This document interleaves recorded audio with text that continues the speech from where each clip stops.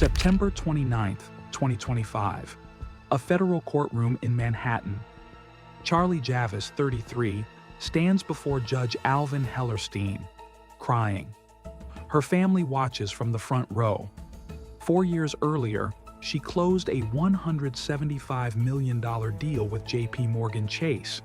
She was on Forbes 30 Under 30. She was a managing director at one of the most powerful banks on earth. Now a jury has found her guilty on every count: securities fraud, wire fraud, bank fraud, conspiracy. The prosecutor's words landed like a verdict of their own. JPMorgan didn't get a functioning business. They acquired a crime scene. The judge sentenced her to 85 months in federal prison, ordered $22 million in forfeiture, and $287 million in restitution.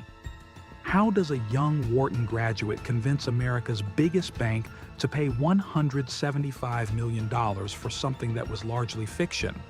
And how did that bank, with hundreds of lawyers and analysts, miss what now seems painfully obvious?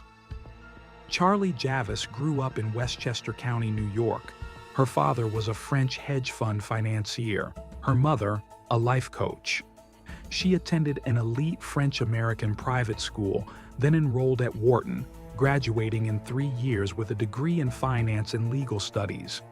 While still a student, she founded PowerUp, a micro-lending platform that attracted magazine features and media buzz. She became a finalist for the Thiel Fellowship, a $100,000 grant from Peter Thiel.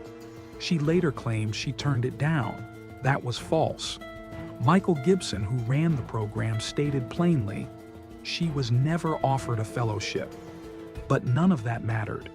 Javice had mastered narrative control, shaping how people perceived her.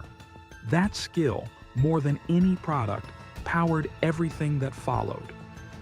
In 2016, she founded Frank, a platform to simplify the FAFSA process. Billions in federal student aid go unclaimed each year because the application is notoriously difficult. Frank promised to fix that in under 5 minutes. The company raised over $20 million, and by 2019, Javice landed on Forbes 30 Under 30. To the outside world, she looked like exactly what a young founder should be. By 2021, Javice wanted to sell.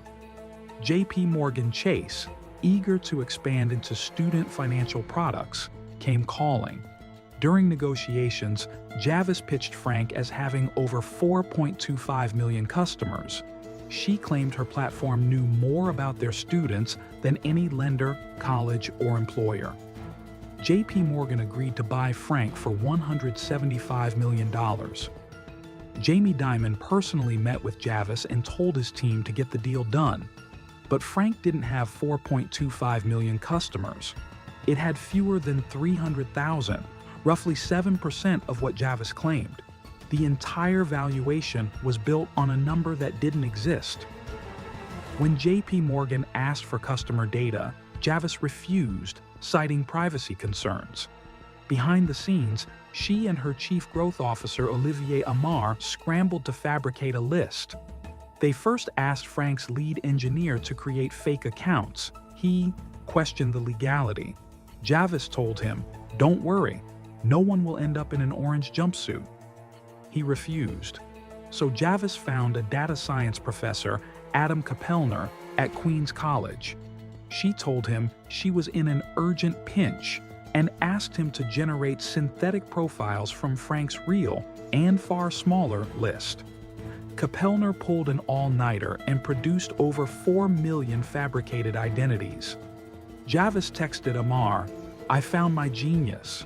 She paid Kapellner $18,000, asked him to scrub his invoice, and sent the fake list to JPMorgan.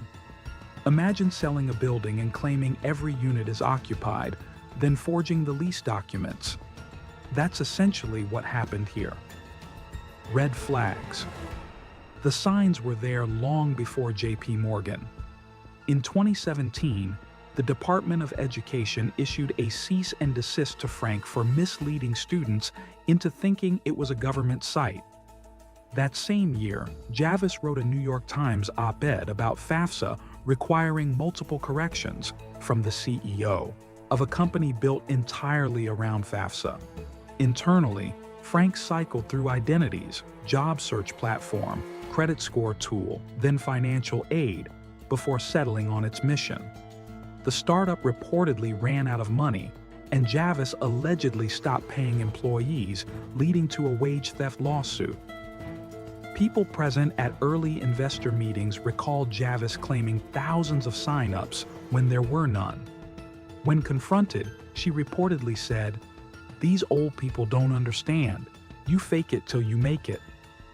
So why wasn't any of this caught? System failure analysis. Because a 350-person due diligence team at JPMorgan still missed the most fundamental question. Are the customers real? JPMorgan hired a vendor called Axiom to review Frank's data. Axiom counted rows in a spreadsheet rather than verifying whether those entries were actual people.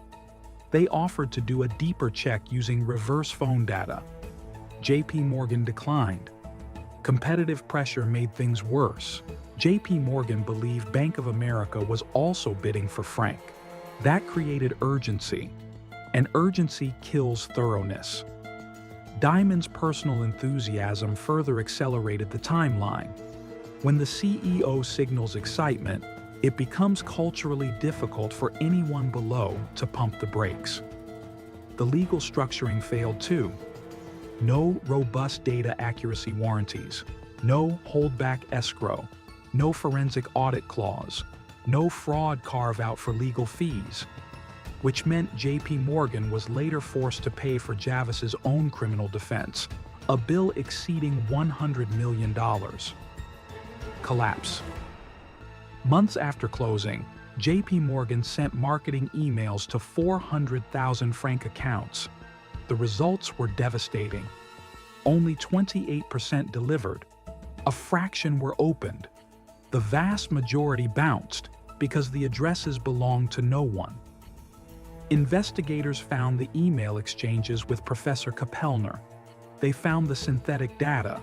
They found the sanitized invoice. The scheme didn't quietly unravel. It detonated. Javice and Amar were suspended in September 2022. By December, JPMorgan filed a civil lawsuit. In April 2023, the DOJ and SEC brought criminal charges simultaneously. Javice was arrested, released on $2 million bail, passports surrendered. Her trial began in February 2025. 6 weeks later, guilty on all 4 counts. In September, sentenced to 85 months. Human cost. Jamie Dimon called the acquisition a huge mistake. JPMorgan shut down Frank entirely. The $175 million was gone, and legal fees pushed total losses toward $300 million. Students who relied on Frank, the real ones, fewer than 300,000, lost a platform they depended on. Employees found themselves caught in the wreckage, their jobs and equity destroyed. JPMorgan shareholders absorbed a loss that a basic sampling of customer records could have prevented. At sentencing, even the judge criticized the bank. They have a lot to blame themselves. Psychological autopsy. It would be easy to reduce Javice to simple greed, but the AOB pattern started years earlier. Power-up was never registered and never distributed a loan. The Thiel Fellowship was never offered. Partners she cited denied knowing her. Every step of her early career involved inflating what was real into something larger, more impressive, more investable. Each fabrication that went unchallenged reinforced the next. Each magazine cover, each funding round, each media hit provided external validation for an internal delusion. At some point, the person telling the lie and the person believing it became the same person. She once admitted on a podcast, "Being a founder, I'm obviously skewed towards being overly optimistic. Sometimes that works to your advantage, sometimes it doesn't." That might be the most honest thing she ever said publicly. When JPMorgan showed up with $175 million, Javice chose what she had always chosen: the narrative over the numbers. Reflective ending. After her conviction, Javice became a Pilates instructor in South Florida. Her lawyers argued an ankle monitor would interfere with her teaching. The judge was unmoved. There's something quietly clarifying about this case. The fraud wasn't sophisticated.